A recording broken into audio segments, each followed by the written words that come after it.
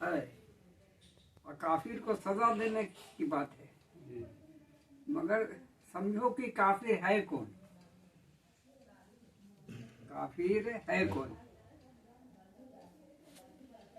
तो काफिर जैसे नाशुक्री क्या है, कुफ्र है, नाशुक्री कुफ्र है।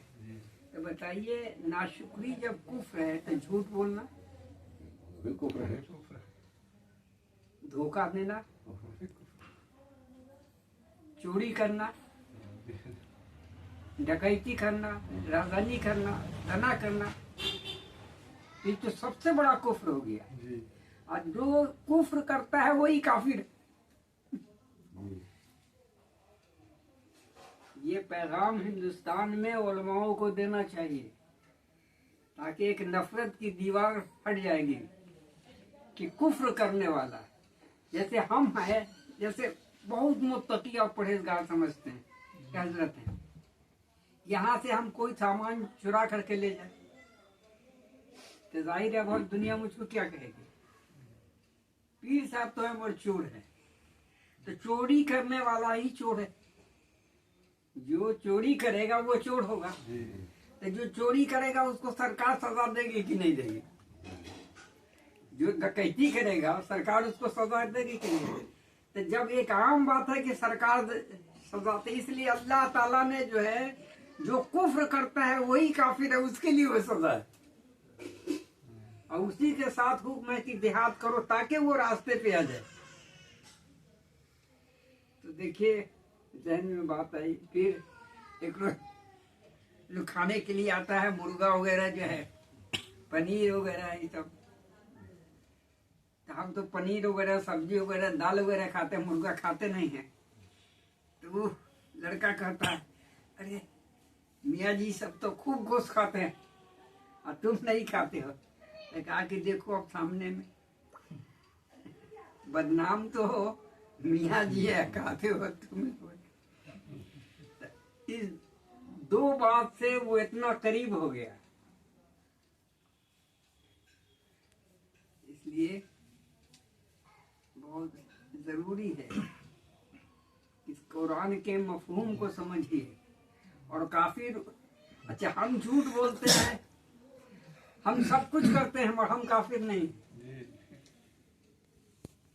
अव्वल तो ये है कि जैसे कोई,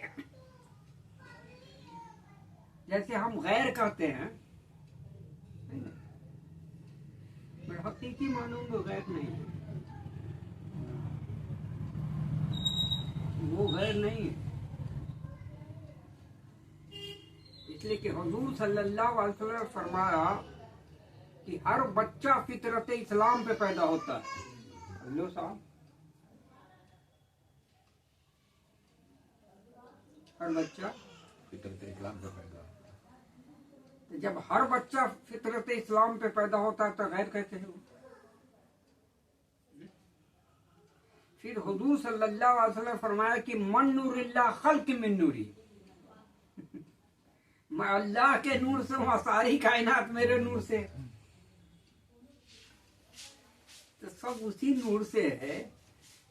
ये बहुत बड़ा फरेब है मुसलमानों के लिए कि उसको काफिर समझा और अपने जिंदा झूठ बोला, अपने शराब पी रहा है, अपने गिबत कर रहा है, अपने मुसलमानों को लड़ा रहा है।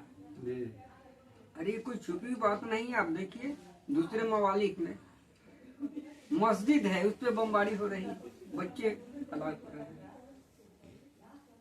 मदरसे हैं, उस पर बमबारी हो रही है। अब ये मसलक में तब्दील हो जाना, चलिए ईमान की अल्लाह ताला हिफाजत अता फरमाए। हिसाब किताब तो सबको देना पड़ेगा, मगर जिंदगी इसलिए नहीं समझ पाता है कि यही इस्लाम है। हकीकत इस्लाम की हकीकत यह है कि इस्लाम एक नुक्ता है,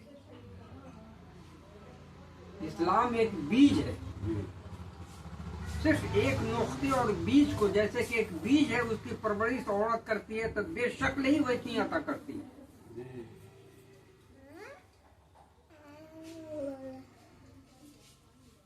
अब अभी नुक्ता और बीज ही नहीं समझा है, इस्लाम को समझने चला है। ये कतरा को नहीं समझा, समुंदर को समझने चला है। तो क्या होगा? नतीजा होगा कि जो वो तो डूबा हुआ है बेकड़े, जो उसके साथ होगा वो सब डूब गया, सब डूब गया।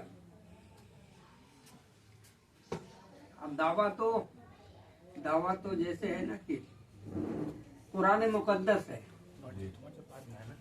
मगर इस्लाम 73 फिरकों में मुनक़सिम है। ये कोई पोशीदा है? अच्छा, हजूर ने फरमाया कि मेरी उम्मत, ये मेरी उम्मत का मतलब है कि हजूर की उम्मत ही 73 फिरकों में। इन 73 फिरके वाले सब कुरान पढ़ने वाले, रोजा रखने वाले, हज और ज़कात करने वाले हैं। फिर हुजूर ने फरमाया कि 73 में सिर्फ एक ही जन्नती है।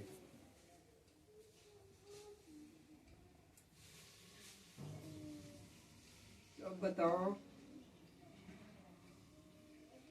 कुरान पढ़ने वाले कहाँ जाएंगे, नमाज पढ़ने वाले कहाँ जाएंगे?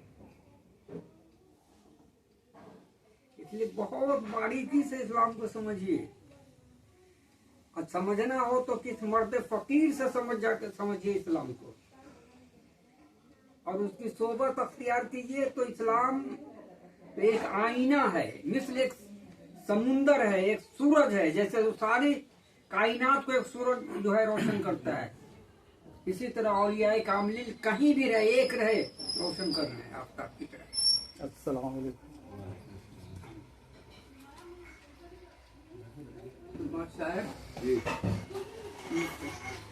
ये तो ज़हनी फिक्री है, हम लोगों का तो चल चलाओ का वो ये कहते हैं कि कुछ आदमी समझ गया तब ना।